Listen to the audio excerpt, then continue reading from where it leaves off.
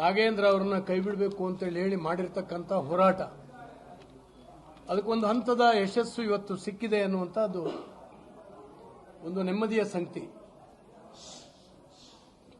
ಈಗ ನಾಗೇಂದ್ರ ಹೇಳುವಂತಹದ್ದು ನಾನು ದಲಿತ ಅನ್ನೋ ಕಾರಣಕ್ಕಾಗಿ ಬಿಜೆಪಿಯವರು ಹೀಗೆ ಮಾಡಿದ್ರು ಅಂತ. ಈ ದಲಿತ ಅನ್ನುವಂಥ ಗುರಾಣಿಯನ್ನ ನಾಗೇಂದ್ರ ಉಪಯೋಗಿಸ್ತಾ ಇದ್ದಾರೆ. ದಲಿತರಿಗೆಲ್ಲರಿಗೂ ಗೊತ್ತಿದೆ ನಾಗೇಂದ್ರ ಏನ್ ಮಾಡಿದ್ದಾರೆ ಅಂತ.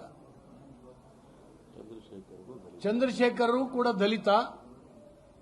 ಮತ್ತೆ ಯಾವತ್ತಿಂದ ಇದನ್ನು ಶುರು ಮಾಡಿದೆ, ಇದನ್ನು ತಪ್ಪಿಸಲಿಕ್ಕೆ, ಹಳಿ ತಪ್ಪಿಸಲಿಕ್ಕೆ ಅಂತ ಹೇಳಿದ್ರೆ, ಚಂದ್ರಶೇಖರ್ ತೀರ್ಕೊಂಡಾಗ ಅವನ ಶವ ಇನ್ನೂ ಇತ್ತು. ಅವನ ಪತ್ನಿಯನ್ನ ಕರೆದು ಅವತ್ತಿನ ಡಿವೈಎಸ್ಪಿ 3 ಬಾರಿ ಸ್ಟೇಟ್ಮೆಂಟ್ ಮಾಡಿದ್ದಾರೆ. ಅಲ್ಲಿಂದ ಮೇಲಿಂದ ಹೈಕಮಾಂಡ್ ಬಂದಂಗೂ ಸ್ಟೇಟ್ಮೆಂಟ್ಗಳನ್ನು ಚೇಂಜ್ ಮಾಡ್ತಾ ಹೋಗಿದ್ದಾರೆ. ಆ ಸ್ಟೇಟ್ಮೆಂಟ್ಗಳನ್ನು ಅವರೇ ಬರೆದಿದ್ದು ಪೊಲೀಸರು, ಅವರ ಪತ್ನಿ ಹತ್ರ ಸಿಗ್ನೇಚರ್ ಹಾಕ್ಸ್ಕೊಂಡಿದ್ದಾರೆ. ಏನು ಬರೆದಿದ್ದಾರೆ ಅಂತ ಹೇಳಿ ಯಾರಿಗೂ ಏನೂ ಗೊತ್ತಾಗಲಿಲ್ಲ. ಅಂದ್ರೆ ಇದರಲ್ಲಿ ಪಾರದರ್ಶಕತೆನೇ ಇರಲಿಲ್ಲ. ಅಂದ್ರೆ ನಾಗೇಂದ್ರ ಇನ್ವಾಲ್ವ್ ಆಗಿರ್ತಕ್ಕಂಥ ಮಹರ್ಷಿ ವಾಲ್ಮೀಕಿ ನಿಗಮದ ಹಣ ಯಾರ್ಯಾರ ಕೈಗೆ ಸೇರಿದೆ. ಯಾಕಂದ್ರೆ ಮೊನ್ನೆ ದಿನ ನಾಗೇಂದ್ರ ಅವರನ್ನ ಮಂತ್ರಿ ಮಾಡಿದಾಗ ಎಲ್ರಿಗೂ ಆಶ್ಚರ್ಯ ಆಯಿತು. ಅವತ್ತು ಕಾಂಗ್ರೆಸ್ ಒಪ್ಕೊಂತು ನಾಗೇಂದ್ರಗಿಂತ ಒಳ್ಳೆಯವರು ಸಚಿವರಾಗ್ಲಿಕ್ಕೆ ಇನ್ಯಾರೂ ಇಲ್ಲ ಕಾಂಗ್ರೆಸ್ನಲ್ಲಿ ಅಂತ. ಕಾಂಗ್ರೆಸ್ನಲ್ಲಿ ಇನ್ಯಾರೂ ಇಲ್ಲ ಅಂತ ಹೇಳಿ ಒಪ್ಕೊಂಡಂಗಾಗಿದೆ. ಇದೊಂದು ನಾಚಿಕೆಗೇಡಿನ ಸಂಗತಿ ಕಾಂಗ್ರೆಸ್ ಪಕ್ಷಕ್ಕೆ. ಆದ್ರಿಂದ ಇವೆಲ್ಲವೂ ಕೂಡ ಇಡಿ ತನಿಖೆಯಿಂದ ಹೊರಗೆ ಬರಬೇಕು.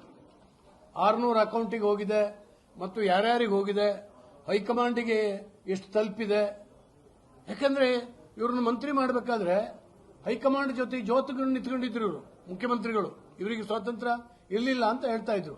ಹಾಗಾದ್ರೆ ಹೈಕಮಾಂಡಿನ ಮೇಲೆ ನಾಗೇಂದ್ರನ ಪ್ರಭಾವ ಏನಿತ್ತು ಅಂತ ಹೇಳಿ ಬಾಯಿ ಬಿಡಬೇಕಾಗಿದೆ. ಇವತ್ತು ಇಡೀ ಕಾಂಗ್ರೆಸ್ನ ಹೈಕಮಾಂಡ್ ಇವತ್ತು ಈ ಪ್ರಕರಣದಲ್ಲಿ ಅನುಮಾನಕ್ಕೊಳಗಾಗಿದೆ. ಇದು ತನಿಖೆಯಿಂದ, ಇಡಿ ತನಿಖೆಯಿಂದ ಹೊರಗೆ ಬರಬೇಕು. ಖಂಡಿತವಾಗೂ ದಲಿತರ ಹಣ ಹೊಡೆದ್ರೆ ಒಂದು ವಿರೋಧ ಪಕ್ಷವಾಗಿ ನಾವೊಂದು ಹೋರಾಟ ಮಾಡಿ ದಲಿತರಿಗೆ ನ್ಯಾಯ ದೊರಕಿಸುವಂತ ಕೆಲಸವನ್ನು ಮಾಡಿದ್ದೇವೆ. 187 ಕೋಟಿಯಲ್ಲಿ 1 ಪೈಸೆನೂ ಇಲ್ಲದೇನೆ ಅಷ್ಟು ವಸೂಲಿ ಆಗಬೇಕು ಮತ್ತು ದಲಿತರ ಅಕೌಂಟಿಗೆ ಇದು ಹೋಗಬೇಕು. ಆಗ ಮಾತ್ರ ನಮಗೆ ನೆಮ್ಮದಿ.